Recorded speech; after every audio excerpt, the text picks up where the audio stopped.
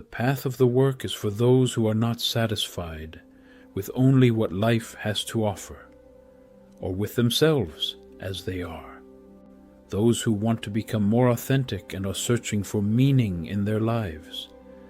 It is a path of purification, designing to lead the student to a state of higher level of consciousness already existing within them but unattained, a state that is open to inspiration and guidance from above, resulting in authentic individuality, self-mastery, and self-transcendence. It leads one out of a self-interest, stimulus-response condition of being enslaved to external circumstances into a person of evolved being with an elevated level of understanding and consciousness who can act independently, guided by spiritual will. The path is vertical, leading upwards into the light. All of the work practices depend entirely on self-observation. It is self-study, and self-study is the necessary beginning if you want to change the kind of person you are.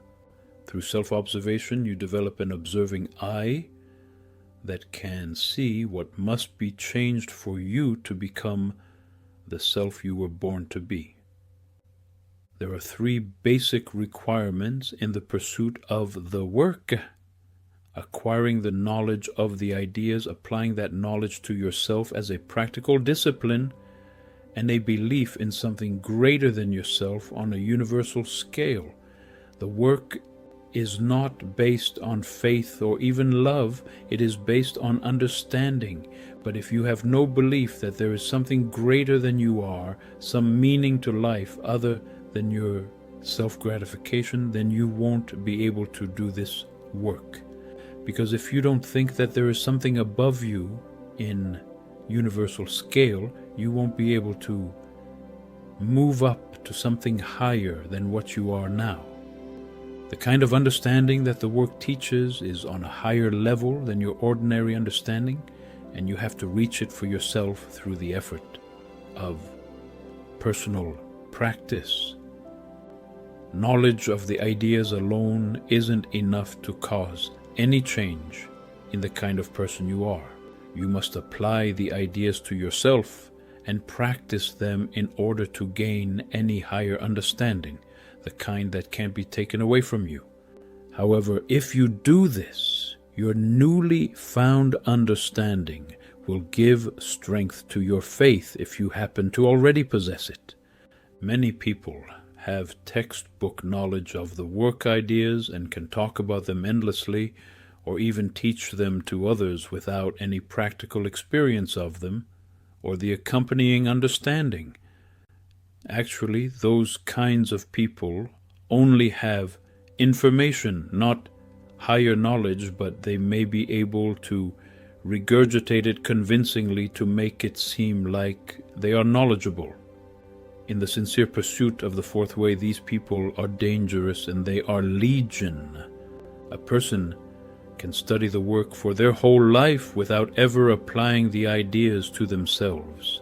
Yet it is only the practical application of the ideas to oneself that can result in higher understanding and the ability to teach. Information is fairly easy to come by in today's technical age, but you can understand with your ordinary mind that a person can know the name and function of every part of a simple radio, but with the pieces laid out in front of them, they can't build one. Building it requires more than information about the components. The same is true of the work. First, you must receive the knowledge contained in the ideas of the work, and you must think about them for yourself. Then you must apply that knowledge to your own psychology in order to gain new understanding. This is the first essential effort, because the first general aim is to know thyself. It is a simple but necessary beginning, because you can't change yourself if you don't know yourself. In all esoteric teaching, self-knowledge is considered to be the highest form of knowledge, because it is the starting point of self-change. The nature of the effort a person must make is to create a separation in their mind between the two orders of reality that meet in them. Man stands between two worlds, an external world that enters the senses and is shared by everyone, and an internal world that none of his senses know and is shared by no one. If a person has no sense of the discontinuous nature of the two minds, they cannot move up to a higher level because they cannot let go of the sensual mind enough to step up to a higher rung in the ladder of consciousness existing within them. We all have levels of consciousness within us, but just like the rungs of a ladder are discontinuous, so are the levels of mind, one higher than the other in the scale of consciousness. When the inner mind is opened up, it can let in thoughts and insights that can affect the outer mind and eventually control it. This is how it should be. This is the right order. The inner mind, being much higher in quality and in scale, should control the outer or lower. When the outer mind controls us, it is in the wrong order, and it makes us unhappy. But since what is higher can observe and comprehend what is lower, but the lower cannot comprehend what is higher, sensual thinking cannot open the inner mind. The object of the work is to make you think in a new way. But you cannot do this if you continue to use the outer mind in thinking about the work ideas. You cannot casually get hold of the work by adding some knowledge of it to your outer mind. It will never take root there. Only the right quality of valuation will make it grow in the inner mind. When you receive the work inwardly, it begins to open the inner mind because it is designed to do so. You then begin to see life with the inner mind and to think in a new way. No one can gain knowledge without effort on their own part, which is one aspect of sacrifice. The effort begins with giving external attention to the work.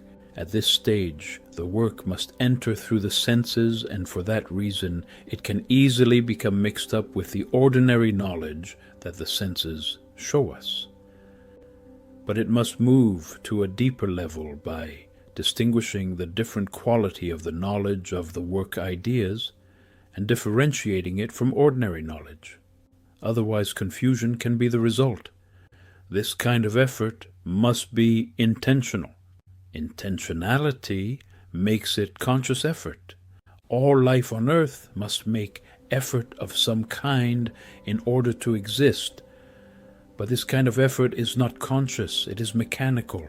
However, the acquisition or transmission of higher knowledge demands great effort, both from the one who receives it and the one who gives it.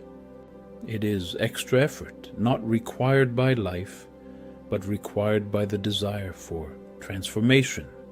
It is this desire that will give you the will to pursue the work. There are only two sides of a person on which effort can be made and development is possible. The first is on the side of knowledge. That means thinking about the ideas of the work, contemplating them, reasoning about them, and forming your own individual sense of the work. And this is the most important starting point.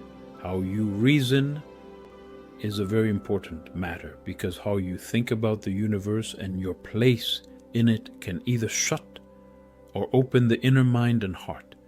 The second side on which effort can be made is on the side of your being. Being has to do with goodness and is something like the quality of your character. But effort on both these sides must be made simultaneously, because together they create understanding. Understanding is the most powerful force you can create in yourself, and it is the byproduct of esoteric knowledge and the work applied to your being. So these two sides, knowledge and being, must be united in order to form understanding. Therefore, you must willingly apply to yourself the knowledge you receive, because you can't work on your being apart from the knowledge of this system. But you can't have any practical and realistic knowledge of this system unless you apply it to your being.